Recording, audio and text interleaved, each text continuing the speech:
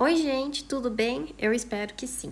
Hoje a gente vai falar sobre os pares cranianos, um conteúdo de neuroanatomia. O objetivo dessa aula é comentar sobre a origem real e a origem aparente dos nervos. Isso por meio da demonstração de imagens e do atlas. Comentar sobre a função principal, o que a lesão no nervo pode ocasionar, quais debilidades ela pode ocasionar e mostrar algumas imagens de entrada e saída do crânio.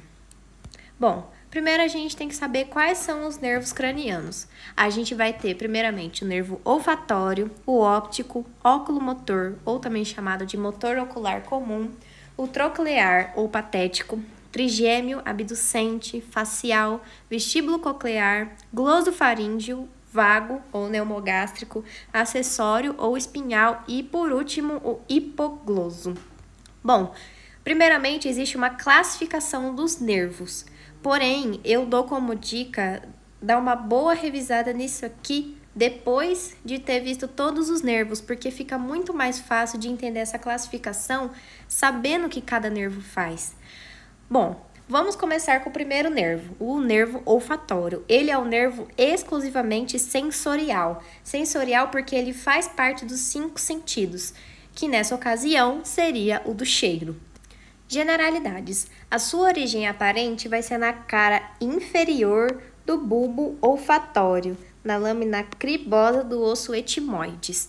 A sua origem real vai ser as células bipolares da mucosa olfatória ou pituitária. Sua função, como já disse, o sentido do olfato. Agora vamos ver na imagem para a gente entender um pouquinho melhor sua origem aparente e real. Bom, primeiro a gente vai ter aqui o cérebro, num corte sagital, correto? Aqui, nessa parte um pouco mais fina, a gente vai ter o trato olfatório. Nessa dilatação, a gente vai ter o bulbo olfatório. Qual vai ser a origem aparente? Vai ser a cara inferior do bulbo olfatório, que é essa aqui que eu estou riscando. Que ela está em contato com esse osso aqui. Esse osso é o osso etimoides. Mais especificamente, a lâmina cribosa do osso etimoides. Só que essa vai ser a sua origem aparente. A sua origem real vai ser esses pequenos filetes do nervo, que seriam células bipolares. Porque é elas que vão receber, vão captar as informações do cheiro e levar até o bulbo olfatório, fazendo com que ele seja traduzido e seja transportado até o cérebro para que essa informação seja processada. A lesão no nervo pode ocasionar anosmia ou hiposmia. A anosmia seria a perda total do sentido do cheiro. Já a hiposmia vai ser a perda parcial disso, correto? E seu agulheiro de saída vai ser a lâmina cribosa do etimoides, como eu demonstrei aqui, em que ele vai sair por esses agulheiros da lâmina cribosa do osso etimoides. Segundo nervo, nervo óptico, também um nervo totalmente sensorial. Por quê, gente? Porque ele faz parte dos 5 sentidos: cheiro, tato, visão, etc. Generalidades. Origem aparente, ângulo anterolateral, gente. Lembrem disso, separa antero e lateral que vai dar para entender melhor. Do quiasma óptico. Sua origem real vai ser as células ganglionares da retina. O quiasma óptico, se a gente lembrar, vai ser aquela junção dos nervos ópticos, em que aqui vai para o lado direito, aqui vai para o lado esquerdo, e isso aqui vai ser o quiasma óptico, vai ser uma ponte entre eles, correto? Beleza, se aqui é o quiasma óptico, onde vai ser seu ângulo anterolateral? Antero é para frente, lateral é mais para lateral. Então, vai ser mais ou menos nessa região aqui, que é onde aparenta nascer. Essa imagem demonstra muito bem isso. Agora, para falar sobre a origem real, a gente tem que focar na retina e vai dar um zoom nessa retina. Essas células ganglionares são neurônios que estão em contato com os fotorreceptores. É daí que vai surgir o nervo óptico, realmente. Porque esses filetes aqui, essas fibras, elas vão se juntar e formar um único nervo. É da onde que vai nascer o nervo óptico. Sua função, o sentido da visão. A lesão no nervo pode ocasionar cegueira e o seu agulheiro é hendidura esfenoidal. E uma coisa importante do nervo óptico que ele tem como exclusividade é que ele apresenta 4 porções, 4 seções. E é muito fácil de entender. A gente tem que ver nesse trajeto, de anterior a posterior. O que a gente vai ter aqui? Aqui a gente vai ter o nervo dentro da cavidade ocular. Então, porção intraocular. Depois, mais ou menos nessa região, ele vai estar dentro da cavidade orbitária. Então, intraorbitária. Depois, nessa região, a gente vai ter a porção intracanicular. Ela está dentro de um caninho, vamos dizer assim, como se o nervo fosse um caninho. Por isso, intracanicular. E mais ou menos nessa região, vamos ter o intracranial, porque ele está dentro do crânio. Agora vamos para o terceiro nervo, que é o nervo oculomotor. Ele é um nervo motor, como o próprio nome diz, porém ele tem uma característica também autônoma. A gente vai ver aqui na origem. Origem aparente vai ser na fossa interpeduncular, em que ele vai apresentar 2 núcleos, um somatomotor e outro parasimpático. Beleza, mas o que é parasimpático? O que isso significa? O sistema parasimpático funciona da seguinte maneira. É aquele momento em que o corpo ele precisa relaxar. Então, o que vai acontecer? O coração vai bater de uma forma mais calma, a respiração vai ser mais calma, porém, ele também afeta o sistema digestivo e o sistema urinário, correto? É esse sistema que também vai fazer com que alguns músculos se contraem ou se relaxam sem que a gente faça isso, sem ser do nosso controle, sem ser voluntário. A gente vai entender isso um pouquinho melhor mais para frente. A sua origem real vai ser fora e debaixo do aqueduto de Silvio, altura dos colículos superiores. Beleza, vamos para a imagem. Aqui a gente tem o tronco mesencefálico, correto? Aqui a gente vai ter a ponte, aqui a gente vai ter o bulbo raquídeo e aqui em cima a gente vai ter o mesencéfalo. Beleza, aqui no slide falou que é na fossa interpenducular. Interpenducular entre pedúnculos. O que é os pendúnculos? Aqui, ó, gente, os pedúnculos, que é os pendúnculos cerebrais. E existe essa fossa aqui. Fossa entre os pedúnculos interpenducular, que é da onde vai surgir, aparentemente, o nervo oculomotor, correto? Beleza. Agora, o núcleo, a origem real vai ser na altura dos colículos superiores. O que acontece? Nessa imagem aqui, a gente está vendo o tronco encefálico, só que numa vista posterior. Tem essas estruturas que são os colículos, são os quadrigêmeos, vamos dizer assim, em que a gente vai ter o superior e o inferior. E aqui, nesse núcleo rosa e nesse amarelo, que vai ser o núcleo do óculo motor, que está à altura dos colículos superiores. Agora a gente vai falar sobre a origem real. Aqui no slide desconfigurou um pouco, mas dá para entender. Lembra que a gente tinha comentado que ele tinha 2 núcleos, correto? Ele tinha um núcleo motor e um núcleo parasimpático. O núcleo oculomotor, ele vai chegar até aqui nos músculos do olho, enquanto o núcleo parasimpático, também chamado de Edinger-Wetzpol, esse núcleo parasimpático, ele vai inervar os músculos que vão constringir a pupila, ou seja, que a pupila vai diminuir de diâmetro. Próximo slide. Agora sim a gente vai falar da função do oculomotor. O oculomotor é o seguinte, ele vai inervar os músculos extrínsecos do olho, os músculos intrínsecos e também o elevador da pálpebra. Mas vamos lá, vamos por partes. Primeiro, ele inerva 4 dos 6 músculos extrínsecos do olho. Vamos entender o olho. O olho, ele vai apresentar 4 músculos retos, 2 oblíquos. Vai ter o músculo reto superior, reto inferior, medial e lateral. Músculo oblíquo vai ser apenas inferior e superior. 4 desses 6 músculos são inervados pelo óculo motor. que vai ser o reto superior, o reto inferior, o reto medial e o oblíquo inferior. Esses dois aqui que estão em vermelho não são inervados pelo óculo motor, gente. Eles são inervados por outros nervos que a gente vai ver daqui a pouco. Ele também inerva o músculo elevador da pálpebra e também os músculos intrínsecos do olho, que vai ser o esfíncter constritor da pupila e o músculo ciliar. Esse aqui que vai ser inervado, que vai surgir a partir do núcleo parasimpático, também chamado de Edinger-Wetzbold. Agora as lesões. Pitoses, vai ser essa primeira imagem aqui. Aqui a gente vê que a pálpebra esquerda da paciente está caída. O que isso quer dizer? Quer dizer que o seu músculo elevador da pálpebra não está sendo inervado. Então, foi isso que aconteceu, uma pitose, uma queda, uma caída da pálpebra superior. Midríase vai ser a dilatação da pupila, em que, nesse caso, o músculo constritor da pupila não está sendo inervado, ele está sendo relaxado, porque o nervo, por alguma lesão, algum motivo patológico, não está conseguindo inervar esse músculo. A hipotopria seria hipo, significa para baixo.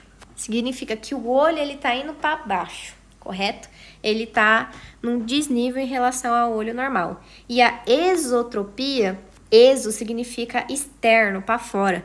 O olho ele vai estar deslocado para o externo. Isso porque o superior está inervado, beleza? O inferior está inervado, mas o medial não está inervado.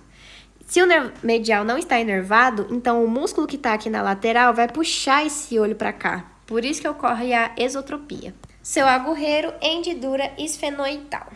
Beleza, vamos para o quarto nervo, nervo troclear ou patético. Uma coisa interessante é o que, gente?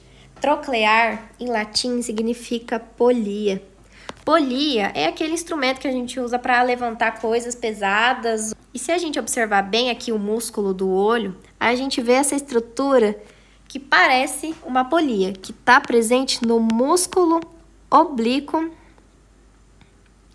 superior. E é exatamente esse músculo que o nervo troclear vai inervar.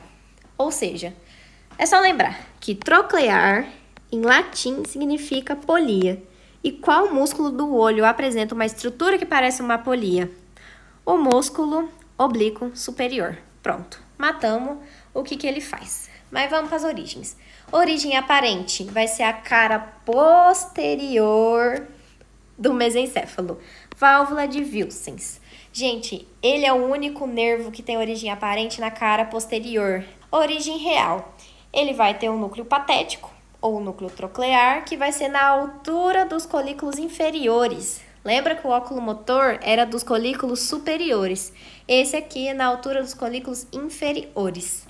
Aqui a gente tem o tronco encefálico numa vista posterior. E aí dá pra ver que bem bonitinho o nervo. A válvula de Wilson seria mais ou menos essa estrutura aqui.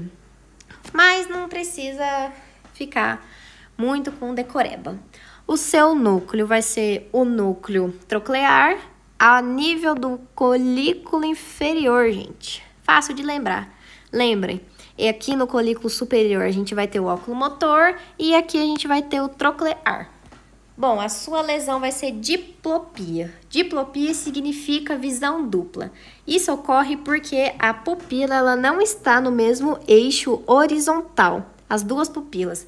Dá pra ver que no lado direito aqui, a pupila está um pouquinho mais para cima do que o lado esquerdo. Por isso que ocorre essa visão dupla. E seu agorreiro vai ser também a hendidura esfenoidal. Vamos para o quinto nervo. Nervo trigêmeo. Generalidades. Origem aparente. Vai ser no meio da cara anterolateral da ponte. Sua função, ele transporta a sensibilidade geral do rosto da cabeça e inerva os músculos da mastigação. Muito importante lembrar disso aqui, dos músculos da mastigação. Bom, gente, é aquele negócio. Quanto mais função tem, mais difícil ele é. Olha como ele se ramifica por todo o rosto. Ele vai ter bastante núcleo, mas a gente vai explicar com calma. A sua origem real que a gente não tinha comentado no slide anterior, tem dois tipos. Tem o motor ou mastigador, porque a sua principal função motora vai ser a mastigação. A outra parte seria o trigêmeo sensitivo. Ou seja, basicamente ele vai ser dividido em duas partes, uma parte motora e outra sensitiva. O motor vai ter dois núcleos, principal e acessório, o principal sendo o do mastigador, e o sensitivo, que seria o que a gente falou aqui no slide anterior, da sensibilidade geral do rosto e da cabeça, em que ele vai ter três núcleos, mesencefálico, principal e espinhal. Agora vamos explicar um pouco dessas sensibilidades, que é muito importante a gente saber. Sensibilidade proprioceptiva é aquela sensibilidade de você saber tudo que está no tempo e espaço. Você sabe, por exemplo, a distância que os objetos estão de você, às vezes sem nem olhar para eles. As coisas que você sente sem realmente estar vendo eles. Enfim, sensibilidade táctil epicrítica vai ser aquela sensação, aquele tato de vibração fina, aquele tato fino. Por exemplo, quando o cabelo encosta no rosto, você sente ele, mas não é uma coisa fina, uma coisa simples, delicada. Já a termoalgésica, o próprio nome diz, termo principalmente que vai ser a sensação de calor, mas também tem a ver com sensação de dor. Vendo aqui na imagem. A origem aparente era a cara anterolateral. Vai estar na frente e lateral, na parte medial da cara anterolateral da ponte. Beleza. O seu motor, lembra que tinha dois. O motor, correto, e o sensitivo, que vai ter o espinhal e o pontino. Bom, uma coisa que é muito mais importante vocês saberem do nervo trigêmeo, que é uma característica única dele. Gânglio de Gaser. O gânglio de Gaser, ele é uma substância, ele é um corpo, ele é uma junção desses nervos, que é da onde eles vão se dividir posteriormente, correto? Em que ele vai se localizar no cavum de Meckel, na cara anterior do penhasco. O penhasco que vai fazer parte do osso temporal, que vai ser mais ou menos assim o osso temporal.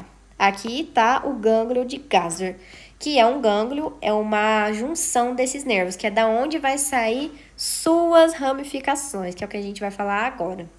O gânglio de Gaser vai se dividir em três nervos. Oftálmico, também chamado de V1, nervo maxilar superior, também chamado de V2, e o nervo mandibular, chamado de V3.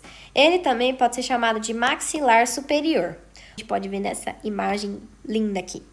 Aqui a gente vai ter o nervo trigêmico oftálmico, em que ele está indo para a cavidade orbitária pela fissura orbitária superior.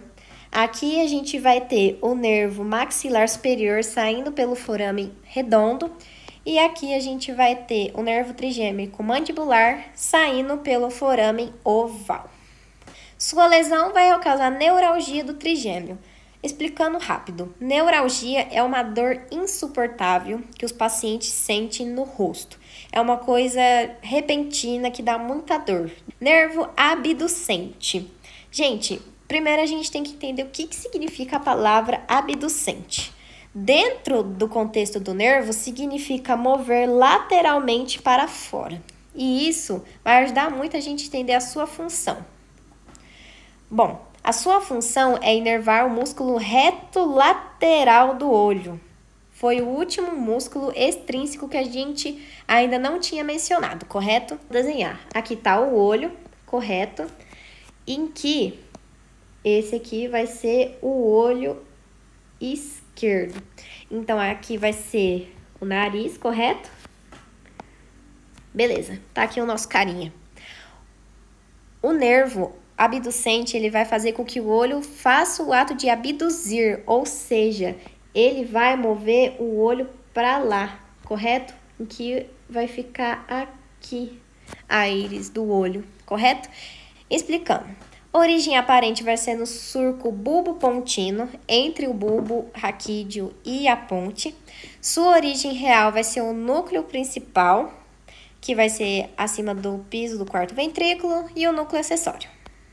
Aqui a gente vai ter o Surco bulbopontino, porque tá entre o bulbo e a ponte. Dá para perceber que existem outras ramificações aqui, correto? Porém, o que a gente pode mais especificar ainda da origem aparente do abducente é que ele fica mais medial, ele fica mais no meio do surco bulbopontino. Aqui a gente tem o núcleo do sexto nervo. Aqui, essa imagem que eu queria mostrar para vocês da lesão. Dificuldade em abduzir o olho. Abduzir, mover lateralmente para fora. Esse é o olho afetado, esse olho tá certinho, tá saudável. O que tinha que acontecer? Esse olho, ele tinha que estar com a íris virada lateralmente para fora, porque essa é a função do nervo. Porém, como ele está lesionado, o paciente não consegue fazer essa movimentação. Seu agorreiro hendidura esfenoidal de novo. Agora vamos para o nervo facial. Sua origem aparente vai ser também o surco bulbopontino. E o que a gente tem mais de importante, que não pode esquecer por nada nesse mundo, ele se divide em duas raízes.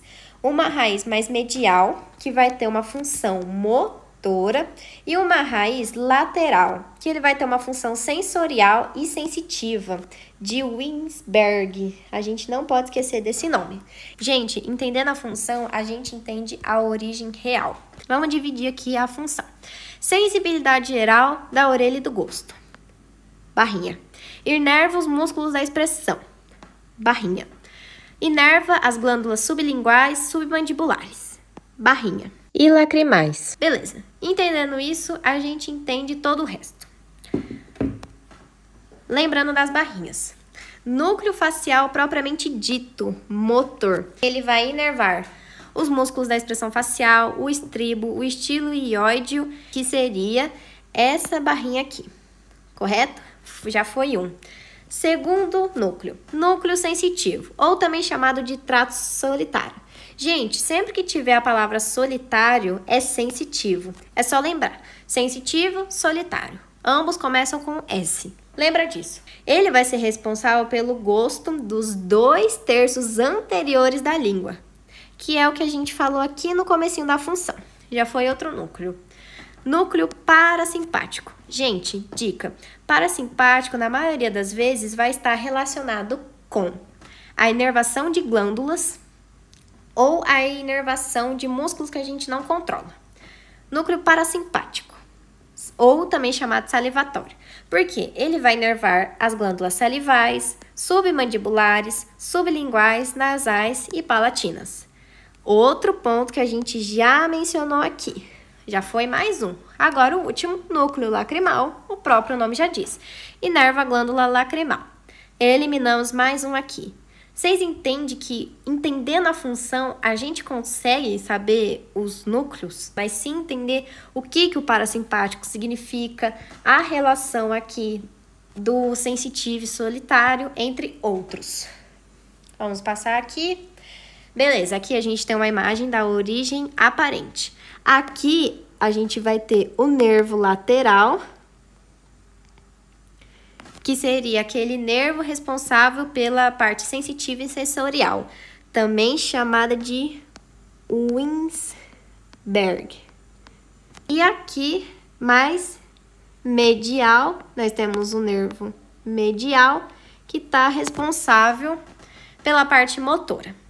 Aqui a gente vai ver na origem real o núcleo aqui e o salivar superior, que é o que vai inervar a glândula sublingual, submandibular, nasal e palatina. E aqui tá o trato solitário.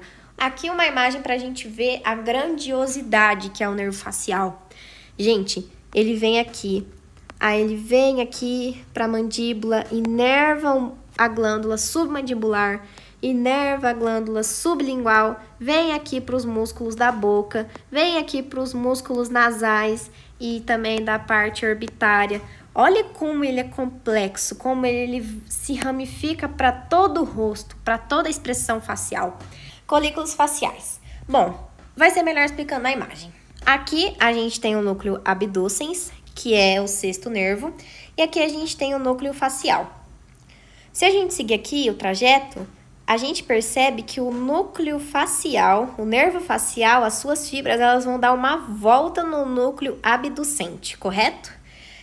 Devido a essa volta que ele dá em volta do núcleo abducente, ele vai formar essa protuberância aqui, que vai ser o colículo facial. O que é importante a gente saber disso? Que se, por exemplo, acabar surgindo um tumor aqui, que acaba pressionando esse colículo, ele vai afetar as fibras do nervo facial, podendo gerar uma paralisia facial. Trajeto, outra coisa muito importante para saber do nervo facial. O nervo facial é cheio de detalhezinho.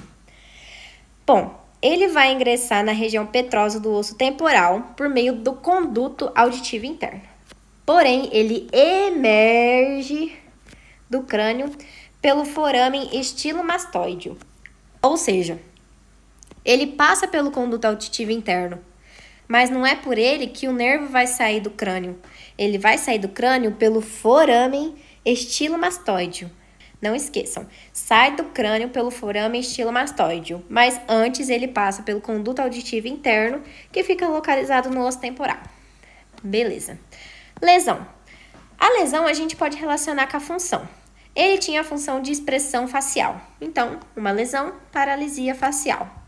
Os olhos não vão fechar porque ele inerva o músculo orbicular do olho, perda do gosto dos 2/3 anteriores da língua, entre outros. Nervo vestíbulo coclear. Vamos dividir aqui.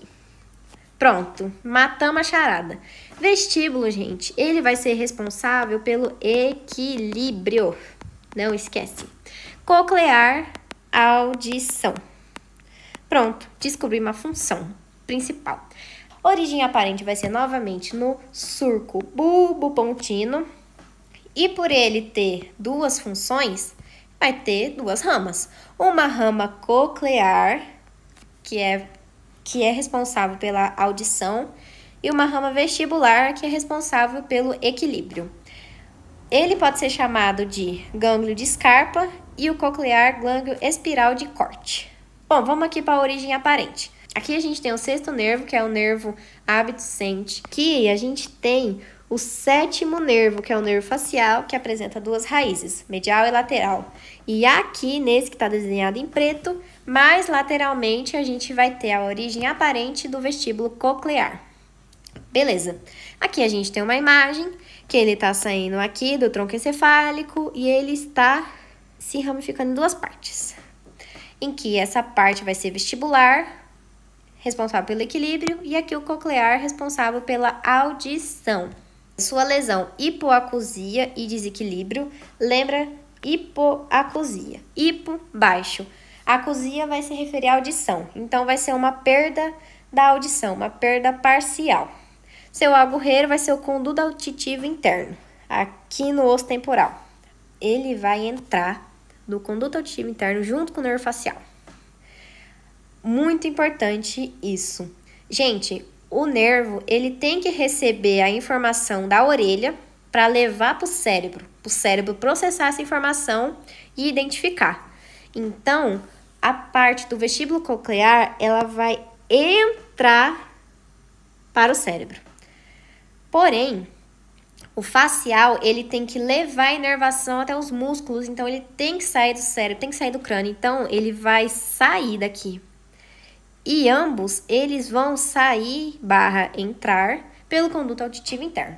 Então, o nervo vestíbulo coclear, ele entra no crânio. O nervo facial, ele tem que inervar os músculos. Então, ele tem que sair do crânio para ele inervar os músculos da cara.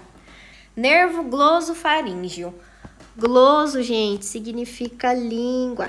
Não esqueçam disso, muito importante. A sua origem aparente vai ser no surco retroolivar. Retro significa depois. Já já eu vou mostrar isso para vocês. Função. Sensibilidade visceral e geral desde a faringe. Barrinha. Vou fazer a barra. Sensibilidade subconsciente do seno e corpo carotídeo. Barrinha. Inerva, músculo estilofaríngeo, barrinha e a glândula parótida. Pronto, agora a gente entende a origem real. Os núcleos. Núcleo ambíguo, motor. inerva o músculo estilofaríngeo. Ok, a gente matou uma função. Núcleo solitário, lembra, gente? Solitário começa com S de sensitivo, lembra disso? Vai estar responsável por inervar a sensibilidade subconsciente do seno e do corpo carotídeo, lá na bifurcação carotídea. Matamos mais uma função. Falta duas. Núcleo espinhal do trigêmeo, gosto do terço posterior da língua. Lembra que o nervo facial, ele é responsável pela sensação do gosto dos 2/3 anteriores da língua. O resto vai ser o glosofaríngeo, que seria 1/3 posterior. Beleza, matamos mais uma função. Sensibilidade visceral e geral, desde a faringe. Núcleo salivar inferior, glândula parótida. Agora vamos para o 10º nervo, o nervo neumogástrico. A sua origem aparente vai ser no surco retroolivar, que vai ser depois da oliva. Sua origem real vai aparecer 3 núcleos, o solitário, o ambíguo e o orgânico. A sua função: sensibilidade visceral da laringe e da faringe e das vísceras torácicas e abdominais. Envia sinais aos músculos faríngeos, laríngeos, do coração e da língua. A palavra vago significa errante, ele é um nervo errante. Isso porque ele é um nervo extremamente extenso e longo. Ele não cumpre apenas essas funções, ele tem outras inúmeras funções. Bom, a sua origem aparente vai ser aqui no surco retroolivar, depois da oliva, aqui onde está assinalado. Vai apresentar 3 núcleos. O núcleo ambíguo, que vai ser o motor, que vai inervar os músculos faríngeos, laríngeos, do coração, da língua, etc. Do trato solitário, que vai ser o sensitivo, e o dorsal do nervo vago. A sua lesão pode ocasionar alteração na voz, problemas digestivos, alterações cardíacas, entre outras lesões. O seu agurreiro é a fissura lacerada anterior, juntamente com a veia jugular interna. Agora vamos falar do nervo acessório, também chamado de espinhal. Bom, o nervo acessório ele tem uma característica única em que ele vai ter 2 origens reais. Uma que vai ser no bulbo raquídeo, que é o núcleo ambíguo, e uma que vai ser na medula espinhal, o núcleo espinhal. Sua origem aparente também vai ser no surco retroolivar. Sua função vai ser exclusivamente motora, e que ele vai inervar o músculo esternocleidomastoideo e as fibras superiores do músculo trapézio. Aqui vai estar o surco retroolivar e aqui o nervo acessório. Ele vai ter apenas um núcleo motor, onde ele está localizado no bulbo, e o outro núcleo vai ser na medula espinhal. A lesão vai ser dor e dificuldade de movimentar o pescoço e os ombros, porque é exatamente essa movimentação que o músculo esternocleidomastoideo e o trapézio realizam. E seu agurreiro vai ser a fissura lacerada anterior.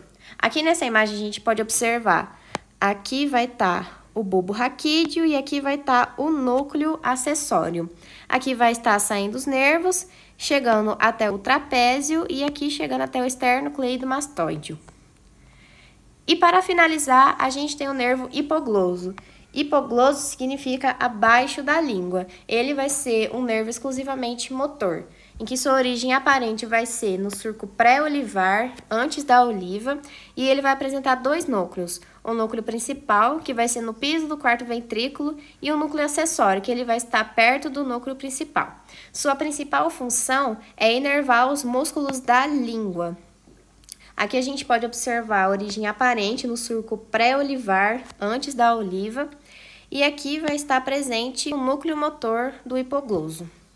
A sua lesão vai ser quando a língua estiver desviada para o lado lesionado, já que a sua função é exclusivamente inervar a musculatura da língua, e a sua origem real é a fissura lacerada anterior.